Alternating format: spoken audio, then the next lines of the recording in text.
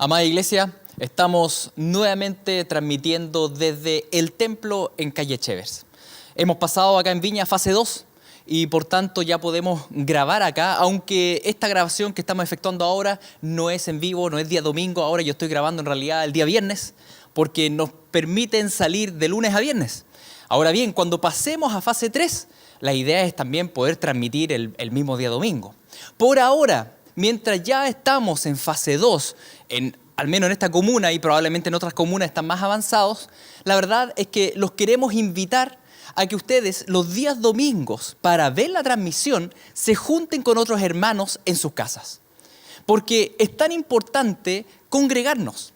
Y el día domingo es un día importante donde nos congregamos y donde oramos juntos, alabamos junto al Señor y creemos que se hace mucho más especial cuando nos juntamos con hermanos para poder participar de esta transmisión. Tal vez hay alguna persona de la congregación que viva cerca a su casa o tal vez algún familiar o personas conocidas. Sería muy bueno que de ahora en adelante, los días domingos, usted pueda disponer un horario, ¿no es cierto? Y ir a visitar a otra persona o que vayan a su casa y ver junto la transmisión. De esa manera ya vamos a estar compartiendo y como dice la palabra, cuando somos 2 o 3 reunidos, Jesucristo ya está en medio de nosotros. Por tanto, los animamos a que durante las siguientes transmisiones podamos juntarnos en las casas para celebrar este culto unidos, aunque sean grupos pequeños, desde nuestras casas. Y en ese sentido, las transmisiones que estamos haciendo cada día van a ir un poco más en pos de ayudarlos en su reunión que usted lleve en su casa, con esta predicación, pero también más adelante probablemente vayamos a transmitir en vivo y la idea es que usted también pueda ahí tener tiempos de oración en la casa, de comentar la predicación, de orar juntos, de alabar. Así que mis queridos, estamos intentando avanzar, ¿no es cierto?, con las fases y ir congregándonos de acuerdo también como lo dice la palabra del Señor. Bien, entendiendo eso, hoy día vamos a continuar con el estudio de Lucas. Estamos en el Evangelio de Lucas ya hace varios meses y estamos actualmente en el capítulo 7. Vamos a leer desde el versículo 18 en adelante. Pero para entender lo que vamos a leer hoy día, voy a tener que repasar un par de versículos del capítulo 3, porque va a tratar de Juan el Bautista. En el capítulo 3, Lucas dice lo siguiente. Vamos a leer el versículo 2 y 3 y después el 16 y 17, que dice así. Siendo sumos sacerdotes Anás y Caifás, vino palabra de Dios a Juan, hijo de Zacarías, en el desierto. Y él fue por toda la región contigua al Jordán, predicando el bautismo del arrepentimiento para perdón de pecados. Versículo 16. Yo a la verdad os bautizo en agua, decía él, pero viene uno más poderoso que yo, de quien no soy digno de desatar la correa de su calzado. Él os bautizará en Espíritu Santo y fuego. Su aventador está en su mano y limpiará su era y recogerá el trigo en su granero y quemará la paja en el fuego que nunca se apagará. Juan el Bautista fue el último profeta, por así decirlo, del Antiguo Testamento. Los profetas del Antiguo Testamento anunciaban la venida del Mesías. Juan el Bautista hizo eso. Él anunció, todo su ministerio consistió en anunciar la venida del Mesías. Fue en esa época, ¿no es cierto?, que era lo que estábamos leyendo acá en el capítulo 3, donde él empezó a predicar el bautismo de arrepentimiento, diciéndoles va a venir el Mesías y él viene con fuego. Él viene lleno del Espíritu y él viene a juzgar. Y por eso él llamaba a todo el pueblo a arrepentimiento, porque el Mesías estaba a punto de venir. Todo su ministerio consistió en anunciar que venía este Mesías que estaba profetizado ya en el Antiguo Testamento, ¿no es cierto?, en los distintos profetas. Por tanto, su mensaje era un mensaje potente, un mensaje fuerte que instaba continuamente a dejar los pecados y volver a Dios, porque venía el juicio de Dios. Y claro, eso estaba profetizado, aunque él mismo no tenía plena claridad cómo iba a ser el ministerio del Mesías. Ahora bien, leamos un trozo más del capítulo 3 para entender bien lo que estaba sucediendo ahí. Versículo 18 del capítulo 3. Con estas y muchas exhortaciones anunciaba las buenas nuevas al pueblo. Entonces Herodes, el tetrarca, siendo reprendido por Juan a causa de Herodías, mujer de Felipe su hermano, y de todas las maldades que Herodes había hecho, sobre todas ellas añadió además esto, encerró a Juan en la cárcel. Herodes era el rey idumeo que los romanos habían dejado ahí a cargo de un segmento gubernamental, por así decirlo. Y este Herodes era muy malvado. Y lo que él hizo para añadir más aún al colmo, como dice acá Lucas, él tomó a Juan el Bautista y lo encerró en la cárcel. Entonces, en el capítulo 3, Lucas nos habla de lo que predicaba Juan el Bautista, ¿no es cierto? Y nos habla y termina el capítulo finalmente diciendo, y Herodes encerró a Juan el Bautista. Ese es el contexto para que entendamos lo que va a suceder a continuación, porque resulta que Juan fue encarcelado, él alcanzó a ver a Jesús, alcanzó a apuntar a Cristo, dijo, este es el Cordero de Dios, lo bautizó dando, por así decirlo, este inicio del ministerio sacerdotal de Cristo, y después de eso, él es encarcelado. Por tanto, Juan el Bautista no pudo ver prácticamente nada del ministerio de Cristo. No pudo presenciar lo que el Mesías iba a hacer. Él anunció al Mesías y una vez que llegó, él fue encerrado. Entonces, en ese contexto, entonces dentro de la soberanía, ¿no es cierto?, extraña de Dios, simplemente Juan no vio a Jesús en acción. No lo vio en acción. Lo que vemos sí en su discurso es que él esperaba que este rey llegara y quemara con fuego a los impíos. Y la verdad es que Jesucristo lo va a hacer. Pero en su primera venida no fue así. En su primera venida él vino a vencer el pecado. Entonces, si nos ponemos en el lugar de Juan en la cárcel, parece bastante natural que él tuviese ciertas expectativas de Jesucristo y del Mesías que estaba ahí. Él tenía expectativas de que algo iba a hacer este Mesías. Y sus expectativas probablemente iban en torno a derrocar el reinado de los romanos, echar fuera a Herodes e incluso rescatarlo a él de la cárcel. Probablemente esas cosas pasaron por su mente. Como todos nosotros, Juan el Bautista tenía expectativas de Dios, tenía expectativas de Jesús, tenía expectativas de cómo se implementaría el reino de Dios. Expectativas que hoy día van a quedar al descubierto en el texto que vamos a leer hoy día, que es Lucas capítulo 7, que vamos a leer desde el versículo 17, que dice así. Y se extendió la fama de Jesús por toda Judea y por toda la región de alrededor. Los discípulos de Juan le dieron las nuevas de todas estas cosas. Y llamó Juan a 2 de sus discípulos y los envió a Jesús para preguntarle, ¿eres tú el que había de venir o esperamos a otro? Los discípulos de Juan fueron a visitar a Juan, le relatan a Juan todo lo que está pasando y la pregunta que él les envía a hacer a Jesucristo parece en realidad tragicómica. Porque la pregunta que Juan el Bautista, el que anuncia al Mesías, le hace a Jesús, le dice, ¿tenemos que esperar a otro Mesías? ¿Realmente eres tú? La verdad es que es bien amarga la pregunta, porque recuerden, Juan dedicó todo su ministerio a anunciar al Mesías. Fue Juan el que cuando andaba caminando por ahí Jesús dijo, este es el Cordero de Dios. Fue Juan el que vio descender al Espíritu Santo como paloma del cielo, ¿no es cierto? Y estaba ahí cuando el Padre habló desde el cielo y dijo, este es mi Hijo amado. Fue Juan el que introdujo e indicó a Jesucristo. Y sin embargo ahora lo tenemos dudando. Lo tenemos dudando diciendo, Jesús, ¿realmente eres tú o tengo que esperar a otro? ¿Tengo que esperar a otro? ¿Qué pasó? Bueno, en primer lugar, lo que pasa acá es que Juan el Bautista tiene una carne caída igual que nosotros, mis queridos. Y probablemente él lleva a esta altura, tal vez encerrado más de un año. No sabemos qué tipo de torturas tal vez ha vivido, si ha comido bien, no ha comido bien, qué tipo de incomodidades ha sufrido en la cárcel de Herodes. Y obviamente aquí lo que también sucede es las expectativas que probablemente él tiene o tenía del Mesías. Él venía anunciando que este Mesías venía a quemar con fuego la paja. Y sin embargo, él está ahí en la cárcel y lo único que escucha es que la verdad es que el Mesías no le ha dicho nada al gobierno, no se ha metido en nada con los soldados romanos, no ha enfrentado para nada a Herodes. En cambio, Juan el Bautista había tenido un ministerio bien confrontacional con Herodes, pero Jesús no. Estas expectativas de alguna forma que tenía él llevan a que esté pasando por un momento álgido, la verdad, un momento amargo. Mal que mal, Juan el Bautista no solo fue profeta de Cristo, él era el primo de Jesús.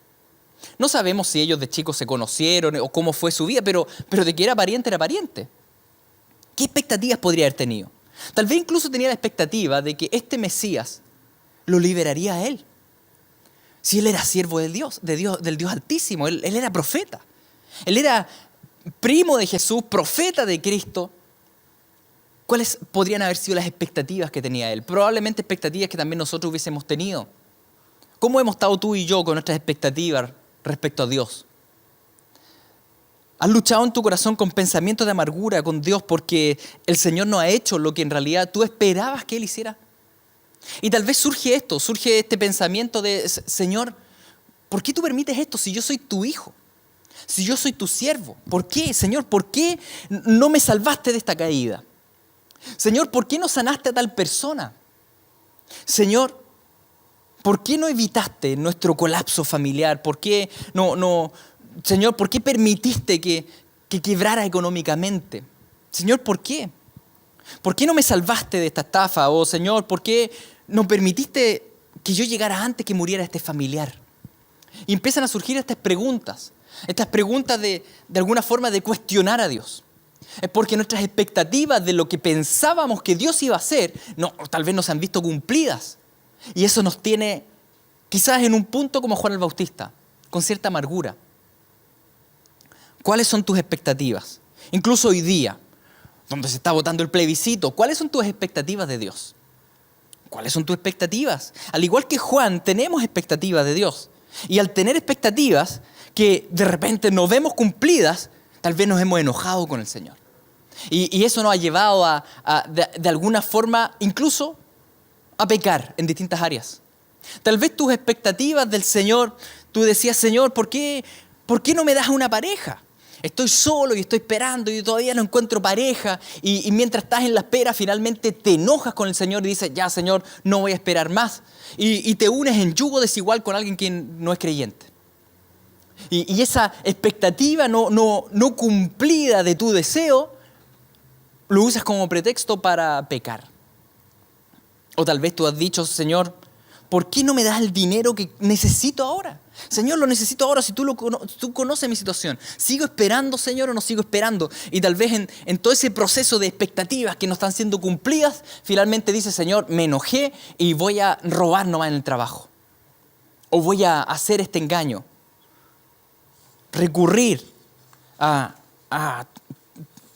pecado, a situaciones truculentas. Mis queridos, todo pecado implica primeramente escandalizarse del actuar de Dios. El enojarse con el Señor porque el Señor no lo está haciendo a mi manera. Escandalizarse de Dios, ¿me entienden? Implica primero chocar con la realidad de que Dios no está a mis órdenes. De que Dios es un Dios soberano. De que Dios hace como Él quiere de acuerdo a su plan perfecto. Y eso en nuestra carnalidad muchas veces nos enoja o nos amarga o surge la duda. Somos impacientes, somos orgullosos. Pensamos que sabemos mejor que Dios. No creemos, nos creemos en ese sentido reyes, no siervos. Tenemos expectativas y se nos olvida el texto de Isaías 40 que dice así: ¿quién enseñó al Espíritu de Jehová o le aconsejó enseñándole? ¿A quién pidió consejo para ser avisado? ¿Quién le enseñó el camino del juicio? ¿O le enseñó ciencia?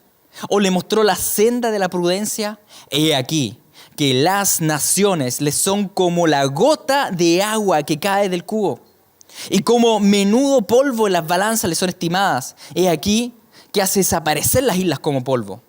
Mis queridos, Dios no está a nuestras órdenes. Es al revés.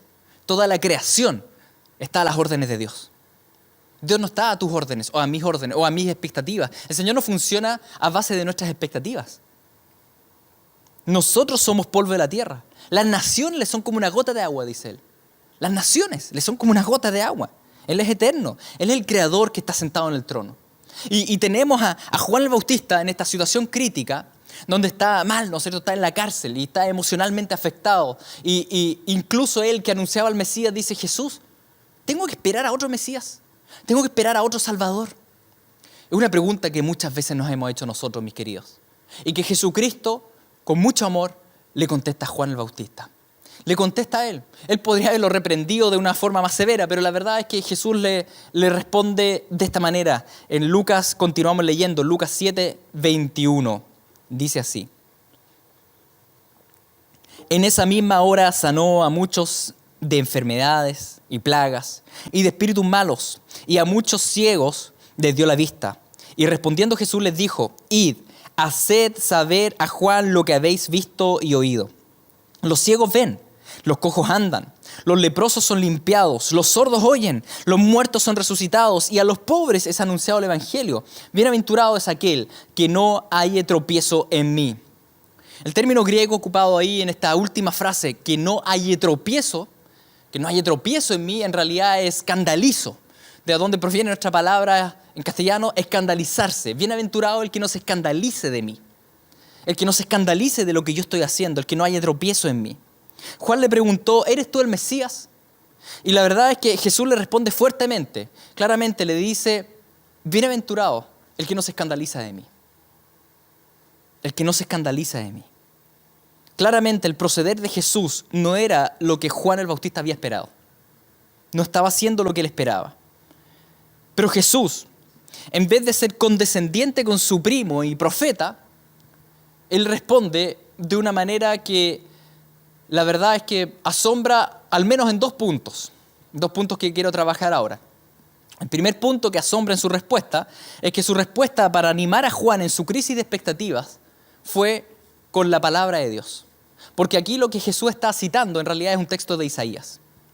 No le da grandes explicaciones, la palabra del Señor. Y en segundo lugar, lo que también llama la atención de la respuesta de Cristo es que Jesús no cedió a las expectativas de nadie, ni siquiera de Juan. Vamos por lo primero. Como les decía, lo primero que llama la atención en esta respuesta de Jesús es que su respuesta para animar a Juan en su crisis de expectativas fue con la palabra de Dios, porque la palabra de Dios nos recuerda el plan de Dios y quién es Dios. Cuando tenemos una crisis de expectativa con el Señor, cuando en la vida no se han dado las cosas como yo pensaba que debían ser y Dios no ha actuado como yo pensaba que Él debiera actuar, lo mejor que podemos hacer es recurrir a la Biblia, que nos enseña quién es Dios y por qué hace lo que hace. Eso va resolviendo los dilemas internos. En este caso, Jesucristo lo animó con la palabra de Dios, que nos recuerda el plan de Dios y el carácter de Dios, en Isaías 29:18, que dice así: en aquel tiempo los sordos oirán las palabras del libro y los ojos de los ciegos verán en medio de la oscuridad de las tinieblas. Entonces los humildes crecerán en alegría en Jehová, y aún los más pobres de los hombres se gozarán en el Santo de Israel, porque el violento será acabado y el escarnecedor será consumido. Serán destruidos todos los que se desvelan para hacer iniquidad. A ver, estos textos de Isaías, Juan el Bautista los conocía, de hecho los predicaba. Lo que escuchábamos de él, de que el Señor viene con fuego a destruir y a quemar con paja, también es sacado de Isaías. Juan conocía este texto y en este caso el texto del capítulo 29 habla también de que Dios viene a consumir y a destruir a los impíos. Pero no solo dice eso. En la primera sección de ese texto dice que también Él viene a sanar a los ciegos y a los sordos, a que los ojos de los ciegos vean en medio de la oscuridad y de las tinieblas, a traer alegría a los humildes de corazón. Juan conocía estos textos porque su predicación consistía en desafiar a Israel, ¿no es cierto?, y que ellos se arrepintieran ante el Señor. Entonces el énfasis de Juan siempre fue más bien el juicio de Dios. Y ahora resulta que lo que se estaba viviendo no era juicio, era gracia, era misericordia, y eso lo tenía con una crisis de expectativa. Eso lo tenía escandalizado, de acuerdo a las palabras de Cristo. ¿Te escandalizas de mí? Lo tenía escandalizado. En su ímpetu confrontador tenía menos presente la primera parte de este texto de Isaías. A veces nos pasa lo mismo, mis queridos. A veces tenemos más presente un atributo de Dios que otro.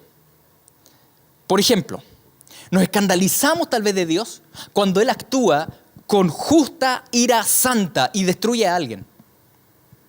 Y es perfectamente legítimo que lo haga, Él es el creador. Pero tal vez nos escandalizamos con su justicia. O por otro lado, tal vez nos escandalizamos porque ha actuado con gracia y misericordia con un pecador nefasto que uno dice merece castigo. Y resulta que Dios lo salva por su misericordia. Muchas veces nos escandalizamos del actuar de Dios porque no tenemos en cuenta todos sus atributos. Nos escandalizamos de su santidad o justicia o de su misericordia y gracia. Nos escandalizamos. Jesús, al mandarle a decir a los discípulos de Juan, díganle lo que han visto y oído. Díganle ustedes que los ciegos ven, que los ojos andan, En realidad le está diciendo a Juan, Juan, tranquilo, se está cumpliendo la palabra del Señor tal como lo habían anunciado los profetas. Solamente que se está cumpliendo esta sección que Juan no tenía enfatizado en su corazón. De hecho, Jesús anima y confronta a Juan con la palabra de Dios, como les decía, y Isaías en otra sección habla de lo mismo. Isaías 35 dice, Isaías 35, versículo 3 al 6. Fortaleced las manos cansadas, afirmad las rodillas endebles, decid a los de corazón apocado, esforzaos, no temáis, he aquí que vuestro Dios viene con retribución, con pago. Dios mismo vendrá y os salvará. Entonces los ojos de los ciegos serán abiertos y los oídos de los sordos se abrirán. Entonces el cojo saltará como un ciervo y cantará la lengua del mudo, porque aguas serán cavadas en el desierto y torrentes en la soledad. Es como si Jesús le dijera al mandar a los discípulos de Juan, que ven como los cojos andan, como los ciegos ven, como los sordos oyen. Es como si Él le dijera a Juan, Juan, tranquilo, se está cumpliendo el perfecto plan de Dios. Se está cumpliendo, no te escandalices de lo que yo estoy haciendo. No te escandalices del proceder de Dios, porque Dios tiene todo calculado de acuerdo a su bondadosa sabiduría. Nuestras expectativas, queridos, que son parcializadas e incompletas de Dios, lo que provocan en nosotros es que perdamos el gozo de la salvación. Cuando empezamos a tener expectativas de Dios solo en uno de sus atributos, podemos perder el gozo de la salvación. En vez de estar confiando en Él, empezamos a amargarnos. Y nos pasa esto, tal vez como Juan, Señor, estoy en la cárcel y no me rescatas, y no me rescatas, y no me rescatas. Y de hecho, Juan el Bautista murió decapitado. Y uno dice, pero Señor, ¿por qué permitiste eso si era tu siervo? Expectativas que pensamos que el Señor debiera actuar como nosotros pensamos que es mejor.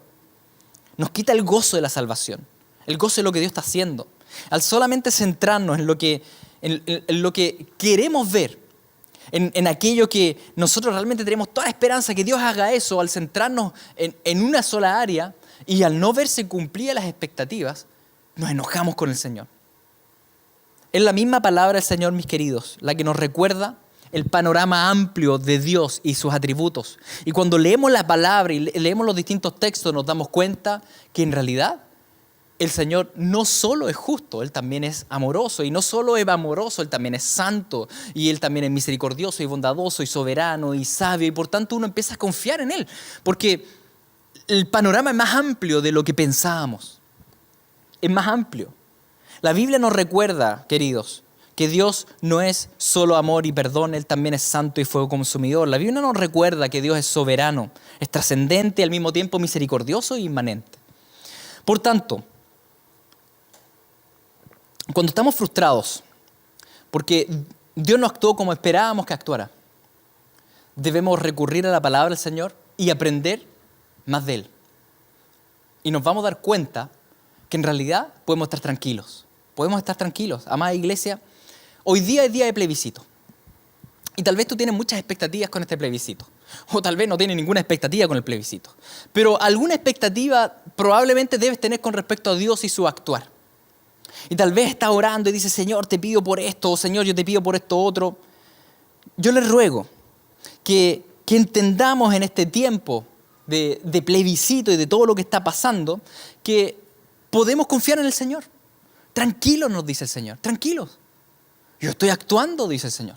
Yo soy soberano. El Señor levanta naciones, quita naciones, pone reyes, saca reyes. El Señor hace como quiere. Y nosotros confiamos en Él. No en que Él va a hacer lo que yo quiero que Él haga, sino que Él va a hacer lo que es perfecto. Aunque yo no lo entienda hoy día. Y si confío en esa soberanía del Señor, que es sabia, que es perfecta, que es bondadosa, aunque yo no entiendo, o tal vez hoy día no salga el resultado que yo quiero que salga, vamos a estar tranquilos igual, descansando en el Señor. Mis queridos, Dios tiene un plan trazado para Chile y para el mundo.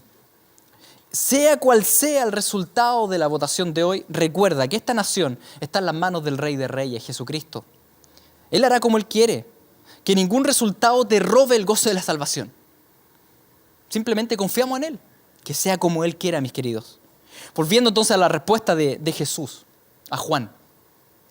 Les dije que habían al menos dos cosas que llamaban la atención. En primer lugar, que Jesús En vez de explicarle a Juan y decirle, mira, vamos, lo que pasa es que estáis haciendo esto y lo otro, simplemente Jesús le cita un texto de Isaías. Lo anima con la palabra del Señor. Un texto que muestra todos los atributos del Señor, que no solo muestra la justicia que Juan tenía más presente, sino que también muestra la misericordia y cómo Jesucristo venía a traer gozo a los humildes. Pero en segundo lugar, lo que llama la atención en este texto es que Jesús no haya cedido a las expectativas de nadie, ni siquiera de Juan. Juan no era cualquier persona. De hecho, Jesús, acto seguido, después de que los discípulos se van, los discípulos de Juan se van, Jesús se da vuelta al pueblo y les dice lo siguiente. Versículo 24 del capítulo 7 de Lucas. Cuando se fueron los mensajeros de Juan, comenzó a decir de Juan a la gente, ¿qué saliste a ver al desierto? ¿Una caña sacudida por el viento? ¿Mas qué saliste a ver? ¿A un hombre cubierto de vestiduras delicadas? He aquí, los que tienen vestiduras preciosas viven en deleites en los palacios de los reyes están. Mas, ¿qué saliste a ver?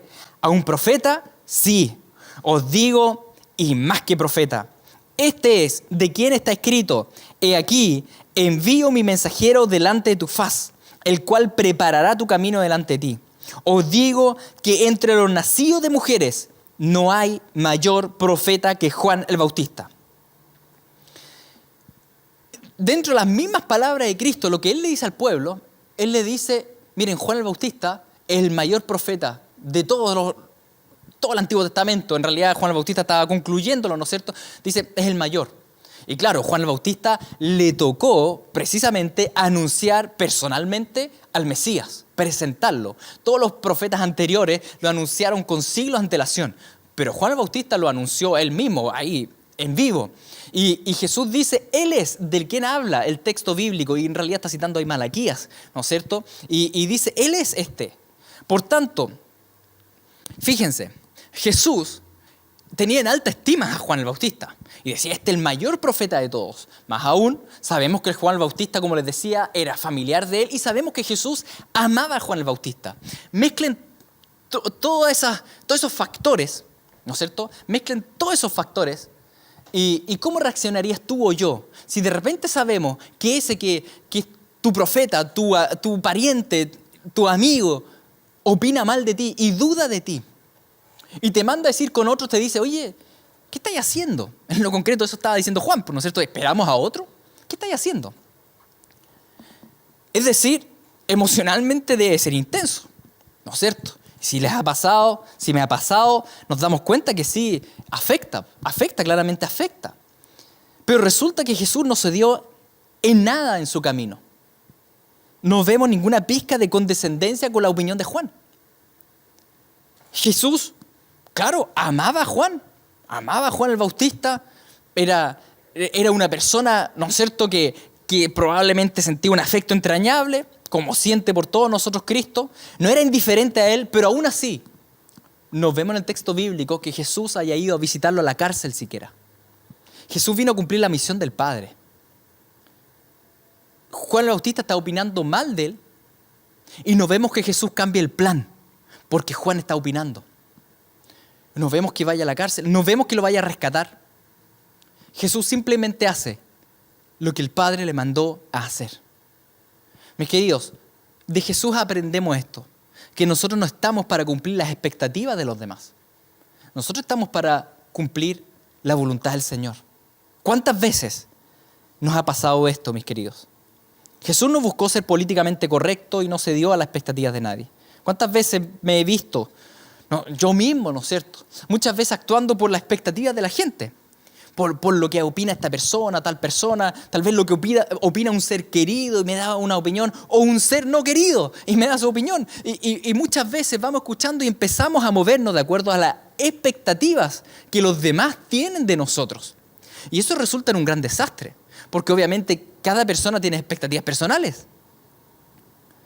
Lamentablemente muchas veces nos pasa esto, que alguien tal vez se escandaliza de lo que nosotros hacemos y nos dice esto y nosotros cambiamos el rumbo. Ahí hay muchas idolatrías en juego, mis queridos. La idolatría a la aprobación, a no ser rechazado, a ser valorado. Muchas veces incluso por lo mismo desobedecemos a Dios. desobedecemos, nos apartamos del camino, porque estamos más pendientes de lo que los demás opinan de nosotros y las expectativas de los demás, que de lo que nuestro Padre Celestial nos mandó a hacer. Les debo confesar que en el ministerio pastoral esto pasa muchísimo. Porque claro, todo el mundo tiene ciertas expectativas de algún líder congregacional o de alguien del equipo pastoral y le opina, dice, mira, ustedes deberían hacer esto o lo otro, y todo el mundo tiene expectativas. Y sí, debo confesar también que lamentablemente muchas veces he caído simplemente en hacer cosas para cumplir expectativas. Y claro, eso resulta terrible. ¿Por qué? Porque el Señor en realidad nos llamó no a cumplir expectativas de la gente, sino a obedecerle a Él y a su palabra, a la guía de su Santo Espíritu. Mis queridos, ¿por qué ocurre esto? ¿Por qué caemos en esta trampa de buscar cumplir las expectativas de los demás? Es porque nuestra carne nos tienta con esta idolatría egocéntrica, de querer caer bien, de ser valorado por los demás, ¿no es cierto? Que los demás piensen bien de ti. Es una idolatría incluso tal vez a la comodidad, porque no quiero que la persona me siga reclamando y tener que confrontar. Entonces empezamos a ajustar nuestras conductas de acuerdo a lo que otros dicen. ¿Cómo lo hizo Jesús? ¿Cuál fue su clave? Porque resulta que la presión sobre Jesús fue grande. No me imagino una presión más grande que la del profeta más grande de todos, diciéndole a Jesús, ¿eres tú el Mesías? ¿Tengo que esperar a otro? Eso sí que es presión, ¿no es cierto? Una presión de expectativa potente. ¿Cómo lo resistió Cristo? La verdad es que Jesús lo menciona en el Evangelio de Juan, leemos varios pasajes donde nos da la clave, y probablemente son varias claves, pero al menos hay una que queda bien clara. Les leo los versículos. Juan 4:34 dice, Jesús le dijo, mi comida es que haga la voluntad del que me envió y que acabe su obra. Juan 5:30, no puedo yo hacer nada por mí mismo, sino según oigo, así juzgo, y mi juicio es justo, porque no busco mi voluntad, sino la voluntad del que me envió, la del Padre. Juan 6:38, porque he descendido del cielo, no para hacer mi voluntad, sino la voluntad del que me envió. Jesús tenía una cosa bien clara, que su misión en la vida no era cumplir su propia voluntad, no era cumplir sus propias expectativas, no era cumplir lo que él deseaba para su propia vida, era cumplir la voluntad del Padre. Y es interesante que lo que diga acá no es, no vengo a cumplir la voluntad de los demás, sino la de Dios. Sino dice, no vengo a cumplir la voluntad mía, sino la de Dios. Porque la verdad es que en esto de cumplir las expectativas de los demás, el centro soy yo. El centro soy yo en esa búsqueda de cumplir las expectativas de los demás. Jesucristo no dijo, no vine a hacer la voluntad de las personas, sino que Él dice, no vine a hacer mi propia voluntad. La clave está simplemente en no ponernos como centro. Porque si yo estoy como centro, mi ego está como centro, si yo soy el personaje central de mi propia historia, voy a caer invariablemente en querer caerle bien a los demás y mi camino va a empezar a ser tortuoso. Por tanto, la clave está en no ser el centro de mi propia historia, el no ser el personaje estelar del relato que me voy contando, sino que sea Dios mismo. Sea la voluntad del Padre. Yo me levanto en la mañana y, Señor, vivo para tu voluntad. Y voy en el día caminando y debemos decir, Señor, voy a hacer tu voluntad. Y me acuesto y digo, Señor, gracias porque hice tu voluntad. No se trata de mí, se trata de Él. Cuando nos ponemos nosotros mismos como centro, ahí es donde todo se desajusta y empezamos a buscar el cumplir las expectativas de los demás. Mis queridos, somos siervos de Dios y fuimos creados para glorificar a Dios, no para buscar nuestra propia gloria y caerle bien a los demás. De hecho, glorificar a Dios y hacer la voluntad de Dios condujo a Jesucristo al desprecio, al vituperio, a la humillación, a la muerte, al martirio público. Y probablemente así también será con nosotros, porque entendemos que el que sigue a Cristo lo sigue al Calvario. Entonces, ¿cómo no caer en esto de dedicarse a puro cumplir las expectativas de los demás? En primer lugar, saliendo del propio centro y viviendo para la gloria del Señor, dejando a un lado nuestras pasiones, nuestros deseos y diciéndole, Señor, no quiero seguir mi voluntad, quiero hacer tu voluntad. Señor, Juan el Bautista me está diciendo esto, que estoy siendo un Mesías pésimo. ¿Qué tengo que hacer, Señor? Un poco viendo nosotros la historia de acá. Se trata de la voluntad del Padre, no de la voluntad de Juan, de la voluntad del Padre. debemos predicarnos continuamente la palabra del Señor como con estas palabras de Cristo. No estoy aquí para hacer mi voluntad.